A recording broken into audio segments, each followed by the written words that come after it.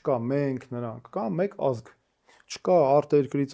ուղարկեցին արտերկիրն է, կա մեկ ազգ, մենք բոլորով աշխատում ենք իրար համար, Հայաստանի համար։ Այսինքն այսպես է սկզբունքը, առանց Սփյուռքի Հայաստանը թույլ է, իսկ առանց Հայաստանի Սփյուռքը երկար ապրել չի կարող։ Հետևաբար մենք համախմբված պետք է լինենք եւ Սփյուռքին մենք ասում ենք, ձեր դրամը, որ դուք բերելու եք ներդնեք, դուք մեր գործընկերներն եք եւ դա ներդրումը եւ դա փոխադարձ օգուտով է լինելու։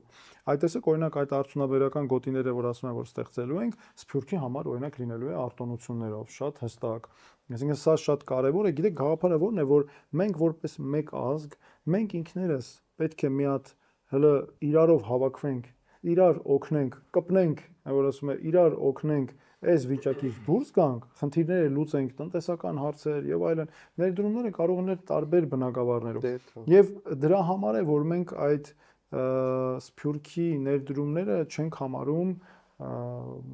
բարեգործություն չէ, այսպես ասեմ, բայց փոխարենը Սփյուռքը պետք է ունենա նաեւ մասնակցություն երկրի ղեկավարմանը վերաբերող հարցերին, օրինակ ինչ որ հատուկ խորհուրդ ստեղծելով, ուժեղացնելով այն պետական ինչ որ մարմնի համակարգը, որ կա առաջնախարարություններ հիմա ոչ մի հանձնակատարի գրասենյակ, բայց ցավոք սրտի այդ կառույցը օրինակ հիմա չի կատարում իր գործառույթները լիարժեք, որովհետև քաղաքական մակարդակում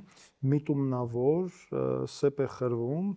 եւ անընդհատ տարանջատումներ են ապահովում բաժանել, թշնամացնել, կռվածնել եւ այսօր ինչ է կառավարությունը հայտարարում, ասում է ով Հայաստանից դուրս է, ես նրա տերը չեմ։